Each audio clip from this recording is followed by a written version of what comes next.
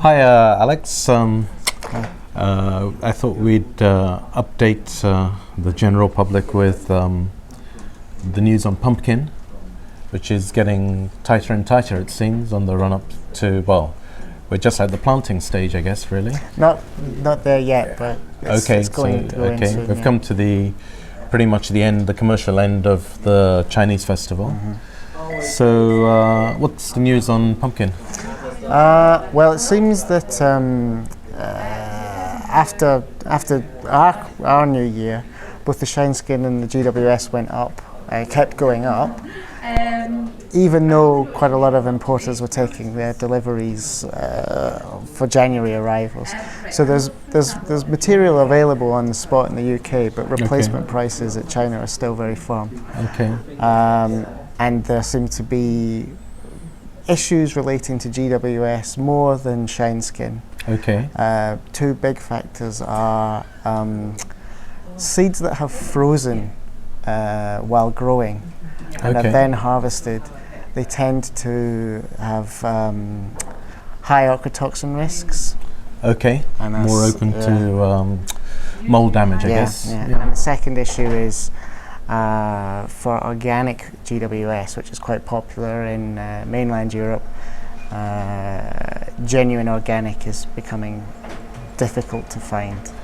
You mean stuff is failing pesticide analysis? Yes. Yeah. Right. Yeah. Okay. So mixed seeds or just genuinely not organic seeds being introduced into the market. Right. Okay. So some people are switching to organic Shineskin, or delisting, or running around panicking. Right. Okay. So we have a problem with quality and in particular pesticides. We're getting a lot of offers on goji now from a whole phalanx of new goji sellers.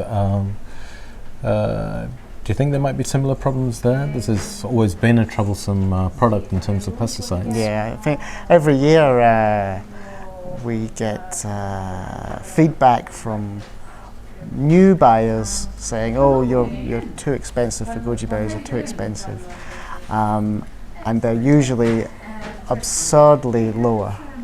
I think the last bit of feedback I got was, "Oh, Alex, you're $1,000 too expensive compared to another offer we've received." Right. And what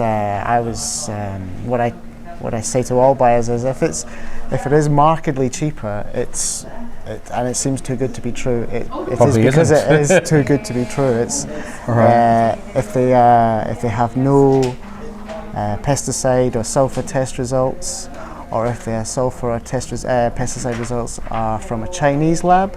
Yeah. That tends to make one slightly suspicious. Okay. I mean, all of our material is tested before shipment and when it gets here at an SGS Germany lab for sulfur and for pesticides and for micros. Yeah, quite interesting.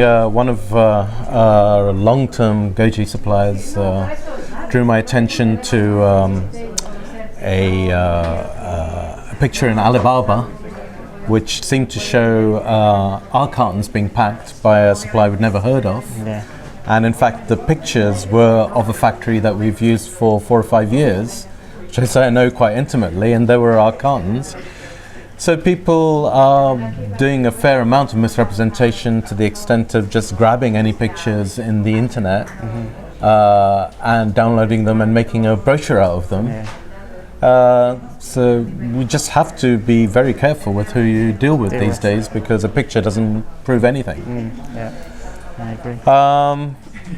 And of course the risks in supplying organic food when you're actually isn't organic are a huge loss of credibility and possibly quite an expensive product recall claim. So I think we just hold our ground there. Yes. I mean, goji berries are a high-risk product, really. They've been under the scrutiny of the food standards and the European regulations since they've been imported as a novel food. Yeah. It's not. It's they're routinely tested and they're Yeah. routinely pulled. There is a high risk factor there. Anything else, Alex? Is that about it? Just that sesame seeds are still a good buy right now. Still a good buy. Okay. Well, goodbye, Alex.